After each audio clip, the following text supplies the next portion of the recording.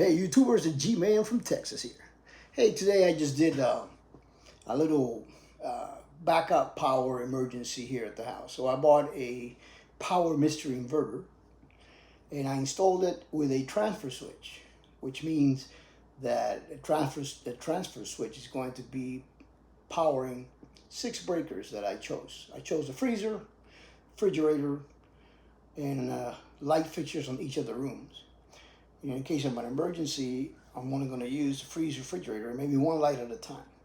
So we'll see how much the battery lasts. It's a 24 volt, 200 amp battery. It's a monster. Weighs like 80 pounds or more. So I'm not going to bother you with the installation because there's so many videos out there on how to install transfer switch and inverters. I just wanted to put a video and see how it works for me. In case of an emergency and a power outage, I don't have to be running extension cords and all that through the house. A transfer switch will let me choose what breakers I'm going to power in an emergency. It also works with solar. So after this, I'll do a test on solar. But I want to see just with the battery in case it's raining, it's a storm, it's at night. There's no solar power, so I want to see what the battery gives me. So let's see what happens.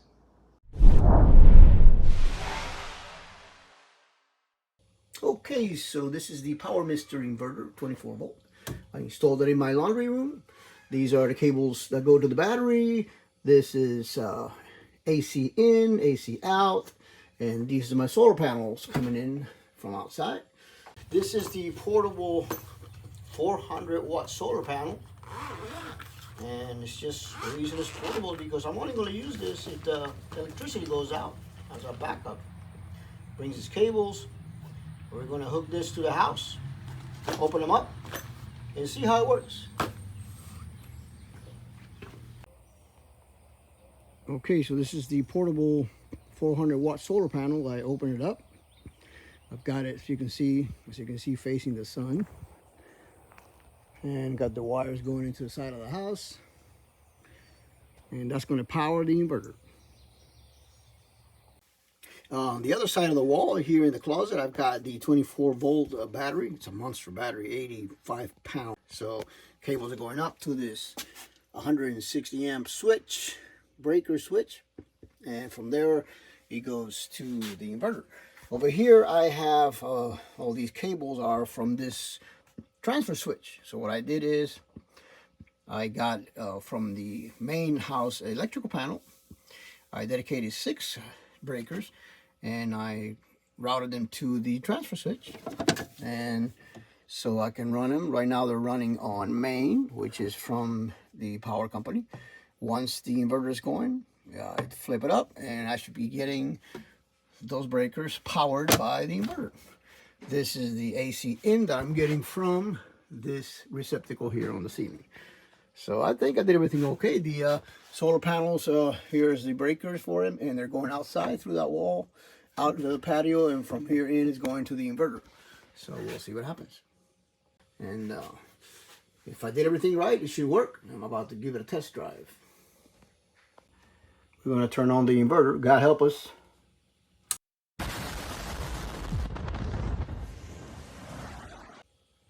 Oh, here we go. We got juice.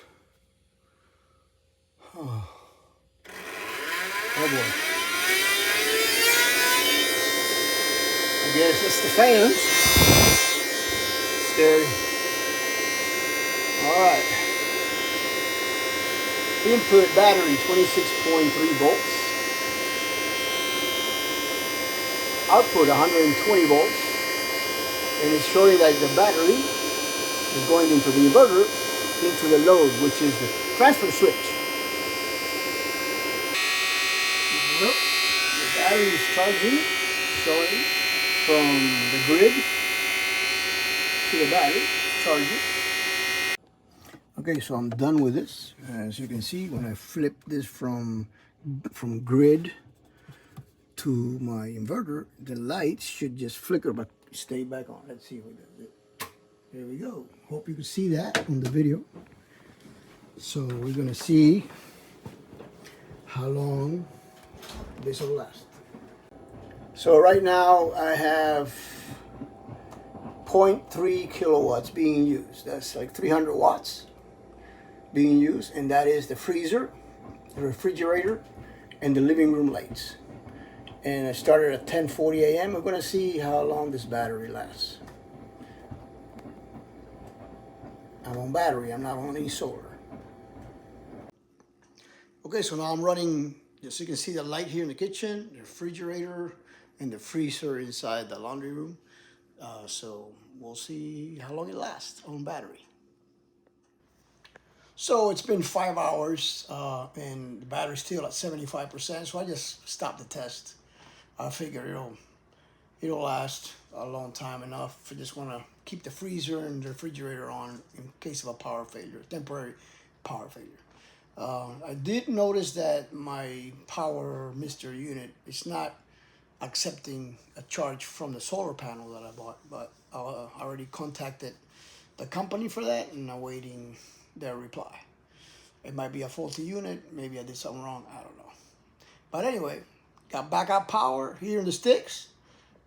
If I get a power failure, at least I can keep my meats frozen and I can choose to turn on one light at a time, watch TV, and I can see the consumption on the LCD. And in 5 hours, I used 20% of the battery. So you figure I could go a whole probably 24 hours, especially if I disconnect the freezer and the refrigerator for a few hours, which is not gonna thaw out. So there we go.